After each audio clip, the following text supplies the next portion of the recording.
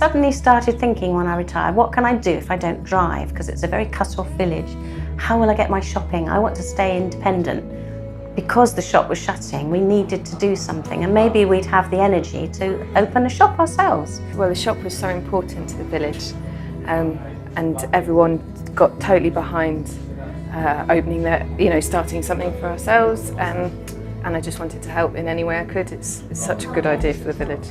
So I approached Binker in the pub. Binker very kindly said, well, if you want to start your newspaper distribution in the village, I'll lend you my barn, which is a hay barn, unheated, hay bales, no electricity at the time, and so that's how we started. We registered ourselves as a shop and started distributing newspapers, and it transformed the village overnight. We had an initial public meeting, so a very detailed questionnaire was put out. On that, as part of the response, was from 0 to 10 as to whether they felt a shop was essential. 0, don't want it, 10, it has to be. And 80% of the village gave us a score above 7 out of 10. So that was a good start. So we looked around for premises, and we had 13 different sites, and none of them proved possible. And so in a sense, I suppose I'm surprised that we've done it in 18 months, given all the hoops that we had to jump through. Out of the blue, the Methodists, who are in the middle of the village, said, we've got a small car park, would you like to build a temporary shop on it? And so that's how it all started. We realised that there was a massive amount of work that had to be done. So basically we split what was an original working party of about 25 people into 4 action groups.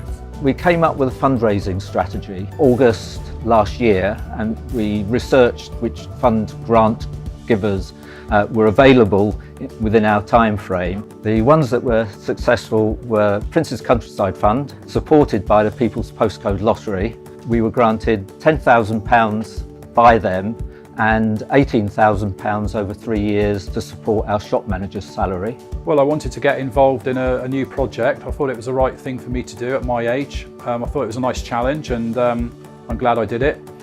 I have got a bus pass, and the buses aren't regular, they just go 2 or 3 times a week. And I can't carry too much shopping, you see, so that's what's handy to have a car.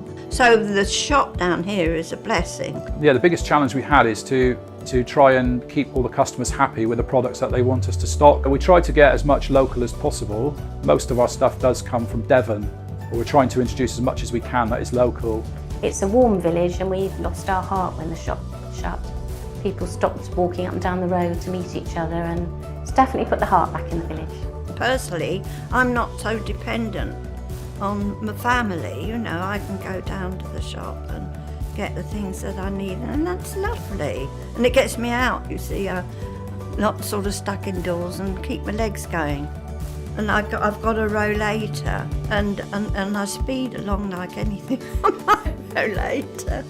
My favourite thing about working in the shop is bringing the village community together, and also working with the volunteers, who are all really good. We're all working as a team, and we're hopefully going to keep the village thriving. Without so many individuals, the shop couldn't exist and wouldn't have. So yeah, I'm very grateful for all the help that people have given. I just think this is lovely village, I really do.